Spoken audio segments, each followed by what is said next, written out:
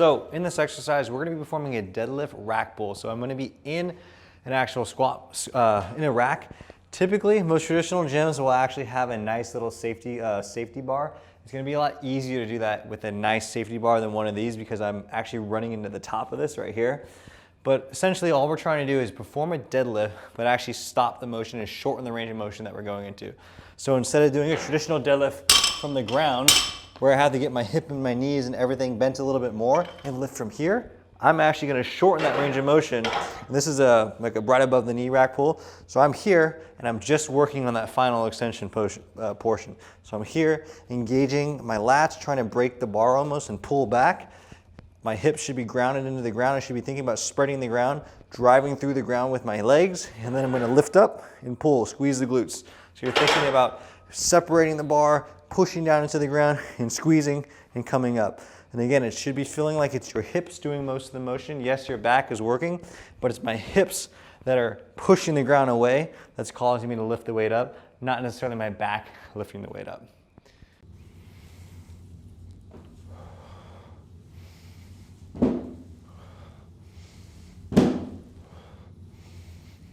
Okay, so with this exercise, what I am doing is, I like to call it a suitcase lift.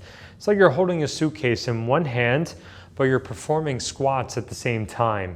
A little bit of a hip hinge, almost like you're in a trap bar, combination of a hip hinge as well as a squat. I have a weight set up on an elevated surface because typically if the weight is on the ground and you're using a smaller dumbbell or a smaller kettlebell, you're just gonna be getting really, really low. So you can use the elevated surface if you want, you don't have to. But I'm going to assume a good squat position that I can do a little bit of a hinge as well as squat, like my knees go forward. And now I'm gonna grab this weight, I'm gonna stay strong through my shoulder blade, then I'm gonna push the ground away. What the weight is trying to do is if I were to completely relax, it's gonna bend me to the side.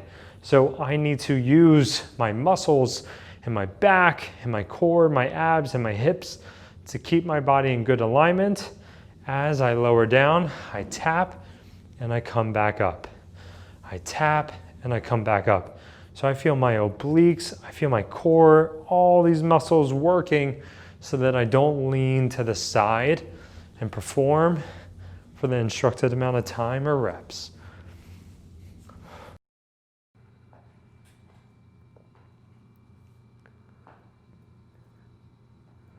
For this exercise, I have a kettlebell in both hands.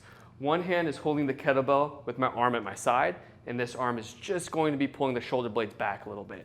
Now the other kettlebell is going to be up in this front rack position with my elbow directly in front of my shoulder and my shoulder blade nice and strong. Once I have this position here with my right arm, this position with my left, I'm going to start by marching in place. Strong, stable scapula, hold those.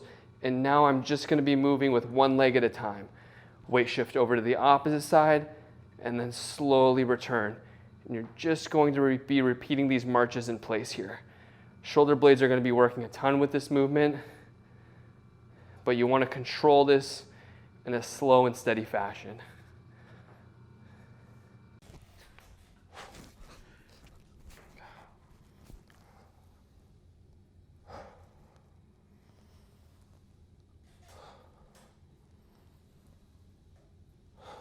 This is a goblet squat. I'm demonstrating it with a kettlebell.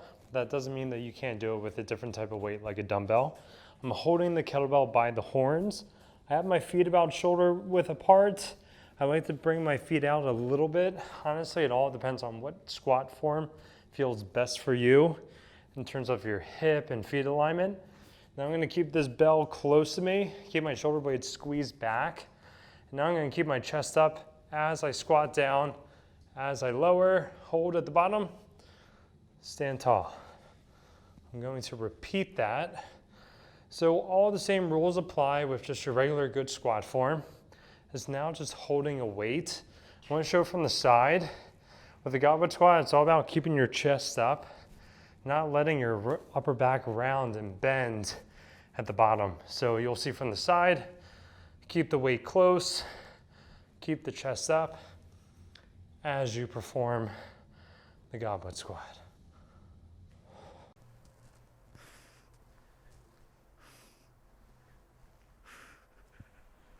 So with this hip thruster, I'm using a dumbbell, and I'm just gonna put it literally on top of my thighs, just to give me a little bit of protection. If you're using a kettlebell or anything else, you can put it a little bit higher up on your stomach.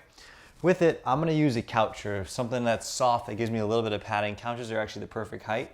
I wanna put the couch at the bottom of my shoulder blade. So if this is my bottom of my shoulder blade, that's what I want right on the ledge of the couch. So once I get set up with the bottom of my shoulder blade there, I'm gonna think about drawing my rib cage down, tucking my tail between my legs, and going up. It's really the squeeze here where you tuck the tail between the legs that you get maximum glute activation.